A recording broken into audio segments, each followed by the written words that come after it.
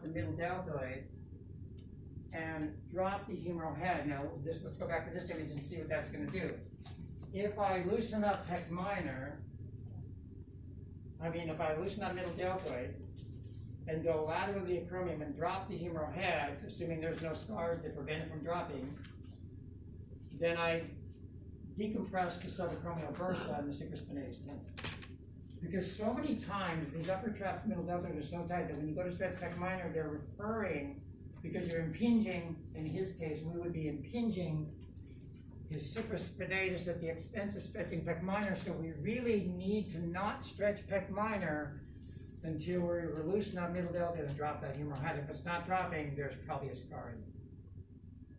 If it's not dropping. Could be old, it might not test positive, but treated it as if there was a non-visible scar.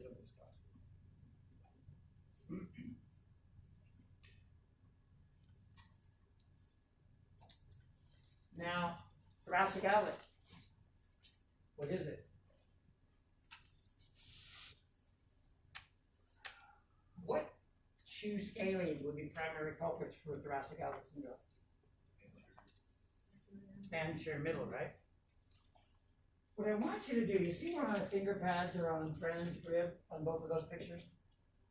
They're on the first rib, they're right below the clavicle. Find your space between your clavicle and your first rib and put your finger pads on whatever rib you can get to. Some of it will be first rib, some will be second rib, depending on how tight your scalenes are. Now, when your fingers are on below your clavicle on your rib, take a really deep breath. And what does the rib do when you take a deep breath? It elevates, right? Lungs are expanding, scalenes are contracting. Now, when you exhale, what's that rib doing? What's it doing when you exhale? Dropping. Remember that. Because if you just drag the head to the side without dropping that first rib, you're going to make thoracic outlet patients worse because the rib's going to go with the tight muscle. Okay. So in order to stretch the scalene, you need to use breath work. And I learned this from an osteopath, Dr. Turan in London. Dr. Turan said, young man, if you don't get the first and second ribs right and the clavicle right, you'll never treat TOS. I was teaching him frozen shoulder work, and he loved it, so I said to him, can you teach me? In the middle of my class. He said, maybe. And we had dinner, and I earned his respect, and he said, okay. And the man was brilliant. He said, you just elevate. Remember when we elevated the clavicle the other day? I'll give you access to the first rib. We'll do that again. And then he said, it must be done on forced exhalation where you're and moving the head. So if you're pulling the clavicle down as you're moving the head, you're stretching the scalenes from both ends.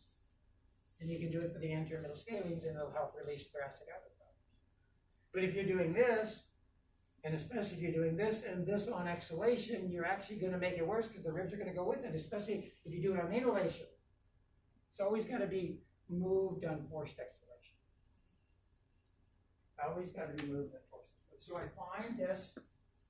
Remember yesterday when we actually took the shoulder and got the clavicle out and cleaned out the lesions between the first rib and the clavicle, which will give us access to the first rib. And then when they take a deep breath, we let the fingers come up, and on the exhalation, when the rib is dropping, then we move the head. And we do it 2 different positions of the neck so that we stretch both anterior scalenes. For me, back in my early days, I used to scrub the crap out of the scalenes and dig on the attachments and hit all the trigger points. And many patients got worse because I increased sympathetic stress. It was too risky. So for me, that's old school. I'm going to show you a better way to go about it. Every time I find a better way to go about it, I'll change what I teach the next workshop. Bless me. Thanks. Now I want to talk about the upper trapezius and middle deltoid and the lats. The upper trapezius is in here. Middle deltoid feeds up. It's all one continuous piece of connective tissue. And when they're tight, what it does is, especially the middle deltoid, it elevates the humeral head. And what's under there that it would press on if it's elevated? What's under the acromion? 2 things that I'm concerned about. What tendon? Oh, Supraspinatus tendon. So now we have supraspinatus tendon, compression, and then you move your shoulder and it irritates the tendon. Now we have supraspinatus tendinosis, and then you test it and now it hurts. And we need to clean that up, don't we? We need to clean up that mess. Lats. If I work in the lats, we're going to get better external rotation. Pecs, lats, subscap, get better external rotation. But no matter what you work, if it's a hard infill, you're not going to get better external rotation. You have to default back to capsular work and positional release work and strain counter strain techniques.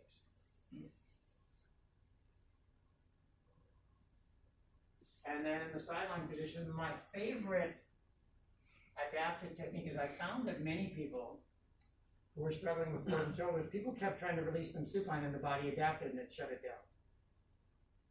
I rarely ever try to release the frozen shoulder supine anymore. Now what I do is I release middle deltoid traps, I get that humeral head to drop, and then I do positional release again to calm down the nervous system and reduce the fascial tension of the capsule. And then what I do to reduce TOS is I see that arm hold on the left-hand slide, figure number 37. Drop time less.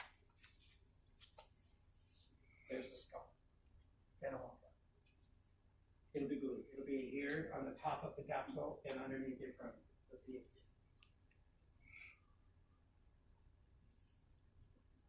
Triceps. Why am I working in this direction instead of this direction? What's my intention? Which one's stronger, biceps or triceps? So in biceps, we're working in length because we want it to get longer and stretch it out. Triceps, we want it to relax and strengthen it.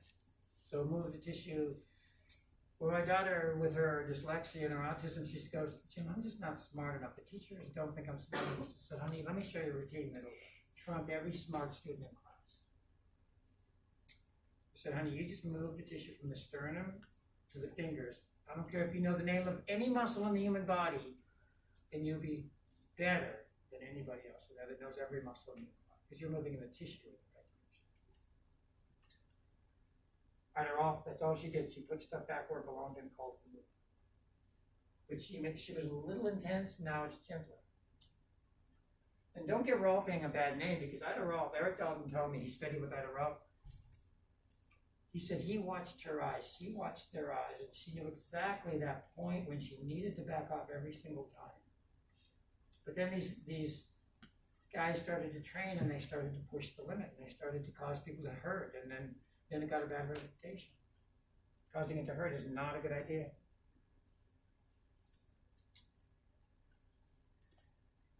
This is a great technique because this is the one that reaches trigger points in rhomboids and levator scapula.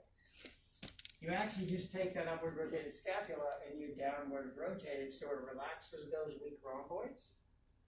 When you downward rotate it, it shortens that levator scapula. And when you bring the rhomboids and the levator scapula back to its normal resting position, it eliminates the majority of myofascial pain and neuromuscular pain in those soft tissues, the nerves that pass through those soft tissues. Just put it back where it belongs. And then drop the humeral head, and let's take that slide and match it to this slide.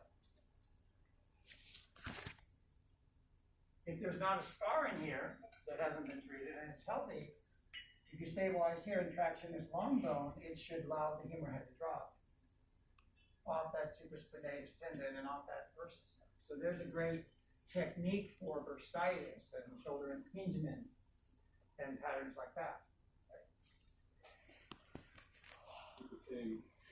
Or in this one, I find that I get a better, you get a similar effect supine from one sideline, but I like to do it better in this sequence because it's just, I'm already there, I'm already from. Now, over here I'm working the supraspinatus, so I'm working the muscle belt. I've got all this literature. I've got one more case study that I'm about to submit for peer review colleague peer review for scientific evidence-based outcomes. In my 3 years ago in my mountain biking accident, I tore my supraspinatus. I went and got an MRI. It was about bordering a second-degree tear. And I woke up the next morning, and so I took a video. I'm taking lots of videos now because it's the proof. I woke up in the next morning, so this was like 8 o'clock at night. I go to bed, I woke up the next morning, and I have a frozen shoulder. And I'm like, this isn't cool. So I videoed my colleague, videotaped it. This is all I could do. I could move it here. That was it from the tear of that supraspinatus. And I said to myself, I'm already getting enough criticisms about my claims to release frozen shoulders from leaders of our profession. The last thing I need to do is show up with that problem in class. So I said to Robert, what are we going to do? What are we going to do? We have 72 hours before I fly back to Dallas. We got to do something. So we did the cryogenic occlusion strapping to shut down the pain, where you spray it and you put the gel in and you put saran wrap around it and garbage bags around it. We left it on for 20 minutes and the pain went from about a 9 to about 2 or 3. Then I said to Robert, can you just gently get my humeral head to drop? Why did I want him to get my humeral head to drop? So that it would release the pressure on that scar of that secondary tear, right? Can you just get mine? It wasn't fun. We got in a pool. He gently brought it in using water, and he got the humeral head to drop. So he took the pressure off of the scar down supraspinatus, right? This was just an experiment. I'd never done this before. Just like this experiment we're doing. I told my wife, she said, why do old men do dangerous things? And I said, honey, look at what I've learned. Look at all these great things that I'm going to be able to do and share